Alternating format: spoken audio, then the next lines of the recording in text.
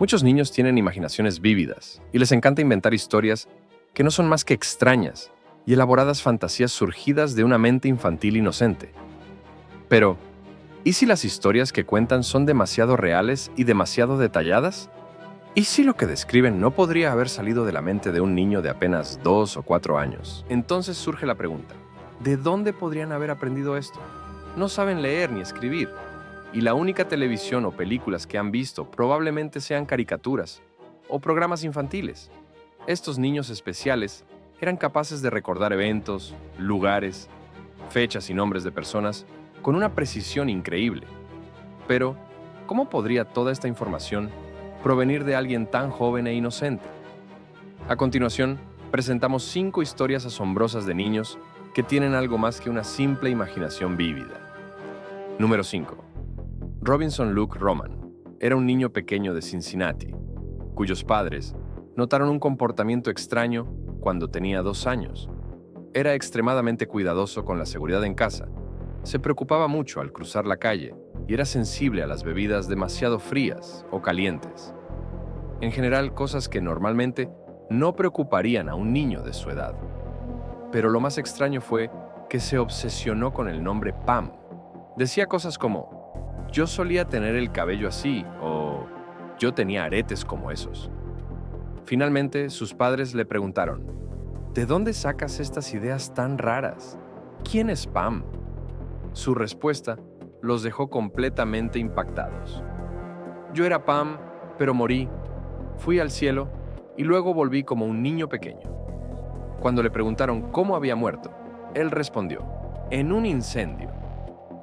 También mencionó que había vivido en Chicago, que caminaba mucho y tomaba trenes. Su madre, intrigada, decidió investigar más sobre Pam. Buscó en Google incendios en Chicago y encontró uno grande en un hotel llamado Paxton, ubicado en un vecindario predominantemente afroamericano.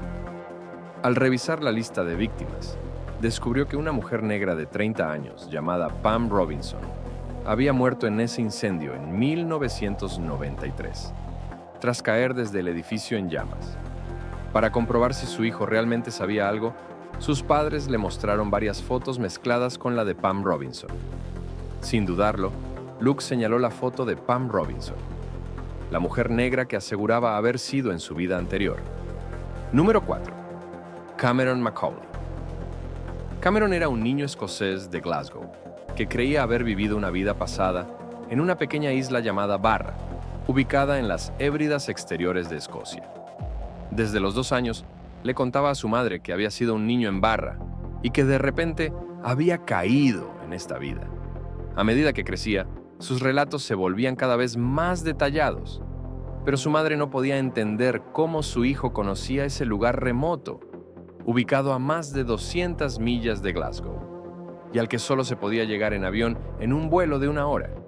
El reconocido psiquiatra estadounidense Jim Tucker, de la Universidad de Virginia, llevó a Cameron a la isla para encontrar más pruebas.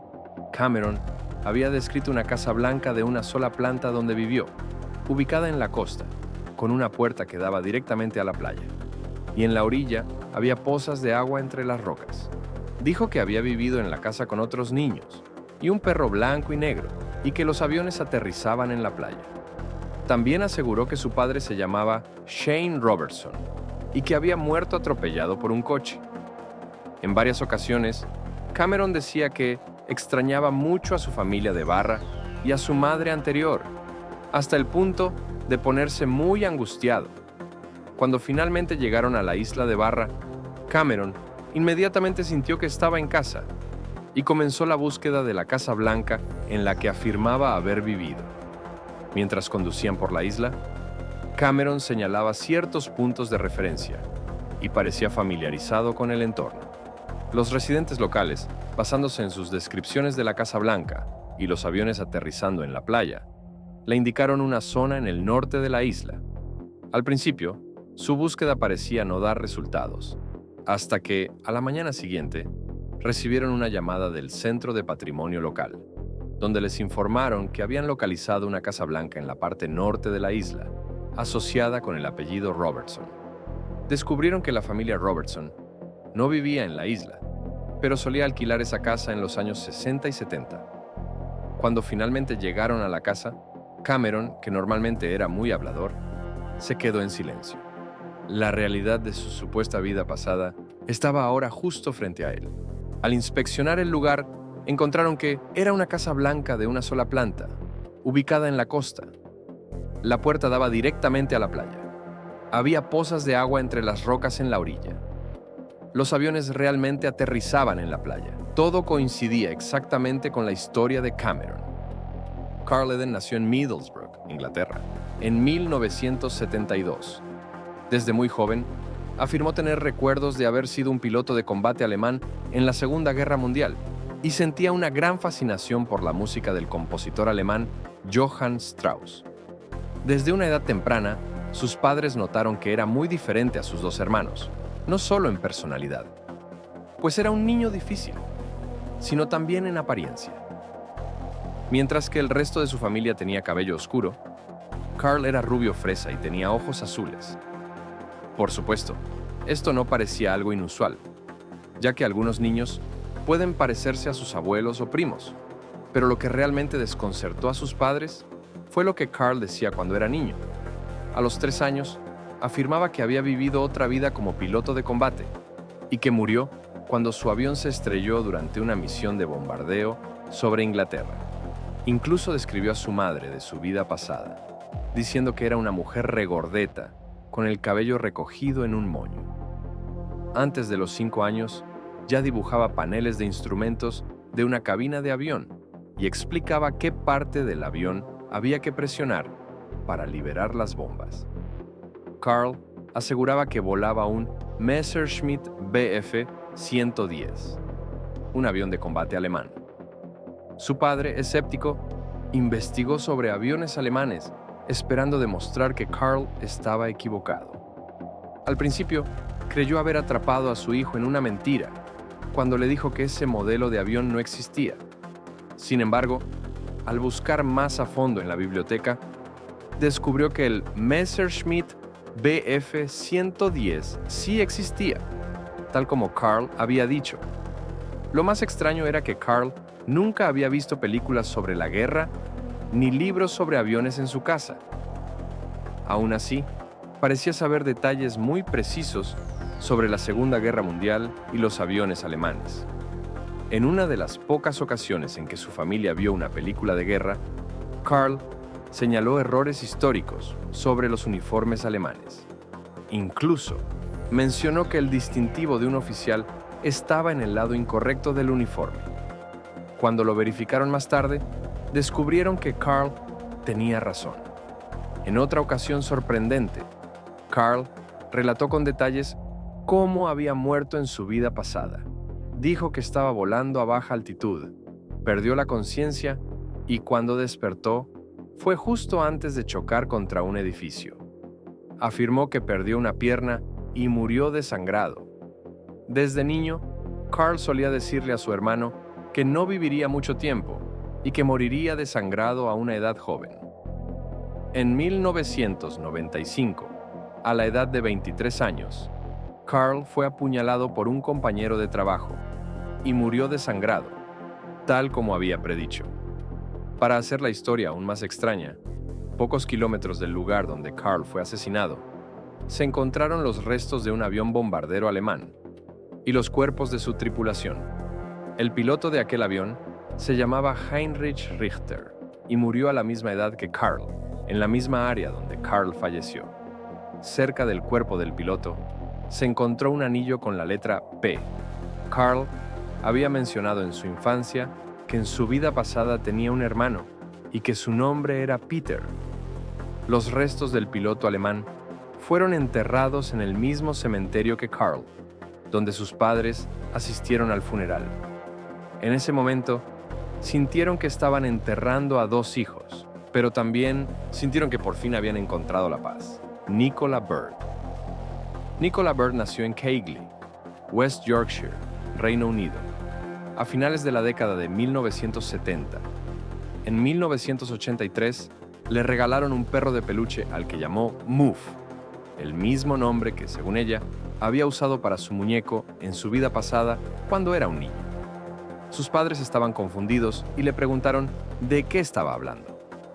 Nicola comenzó a describir su vida pasada, diciendo que su madre era la señora Benson, que vivían en una antigua casa de piedra en Haworth, un pueblo en West Yorkshire, y que su padre se llamaba Thomas Benson. También mencionó que tenía 2 hermanas. Según Nicola, su padre trabajaba en los ferrocarriles y siempre llegaba cubierto de suciedad. Lo más sorprendente fue cuando contó cómo murió en su vida pasada.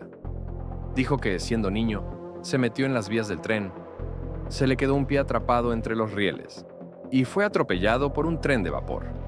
Sus padres pensaron que todo era producto de su imaginación, especialmente porque los trenes de vapor aún pasaban por la zona con regularidad. Creyeron que Nicola simplemente había observado los trenes y se había inventado la historia.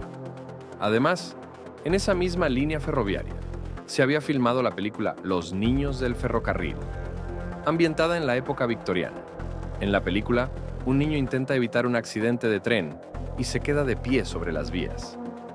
Sus padres pensaron que Nicola había visto la película y que su mente infantil había mezclado la historia con la realidad.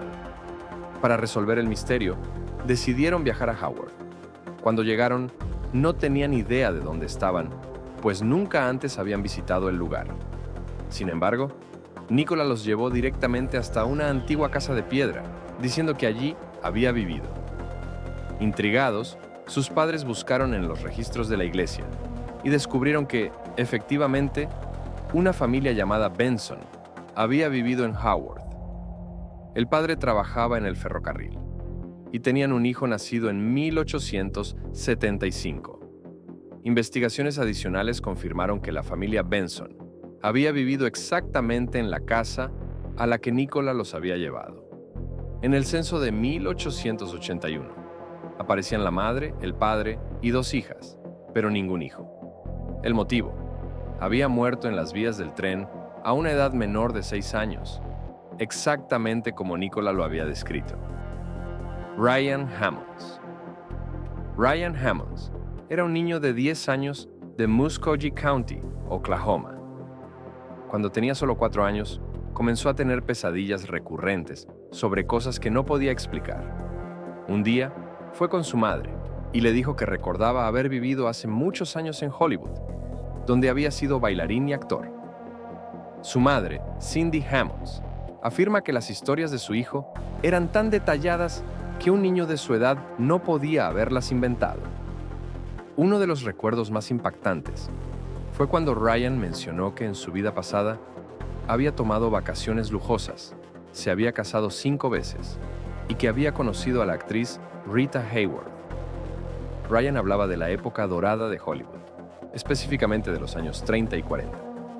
Intrigada, su madre empezó a revisar un libro sobre Hollywood con él. Al llegar a una fotografía de la película Night After Night de 1932, Ryan señaló a un hombre y dijo que era él en su vida pasada. Sin embargo, no recordaba su nombre. En la foto también aparecía el actor George Raft, a quien Ryan reconoció inmediatamente. Para sorpresa de sus padres, Ryan conocía toda la trama de la película, pero el problema era que el hombre que señaló no aparecía en los créditos finales. Ryan siguió teniendo pesadillas, así que sus padres buscaron ayuda. Finalmente, contactaron al doctor Jim Tucker, director de psiquiatría infantil en la Universidad de Virginia y experto en casos de reencarnación infantil. El Dr. Tucker pidió ayuda a Kate Coe, una investigadora especializada en películas antiguas. Tras analizar el fotograma de Night After Night, Kate descubrió que el hombre en la foto se llamaba Marty Martin. Pero lo más impactante fue que Ryan no solo había acertado en 1 o 2 detalles, sino que había dado con precisión unos 55 datos sobre la vida de Marty Martin. Los registros indicaban que Martin nació en Filadelfia en 1905, pero Ryan insistía en que había nacido en 1903. Tiempo después, al revisar un viejo censo, se descubrió que Marty realmente había nacido en 1903, aunque su certificado de nacimiento decía 1905. Ryan también había dicho que en su vida pasada fue bailarín en Nueva York. algo que resultó ser cierto, pues Martin trabajó en Broadway. Se mudó a Los Ángeles, donde primero fue extra en películas, luego director de danza, y finalmente se convirtió en agente de talentos en Hollywood. Se casó 4 veces, lo cual también era correcto. Vivió en una mansión con una piscina grande, lo cual coincidía con la casa de Martin.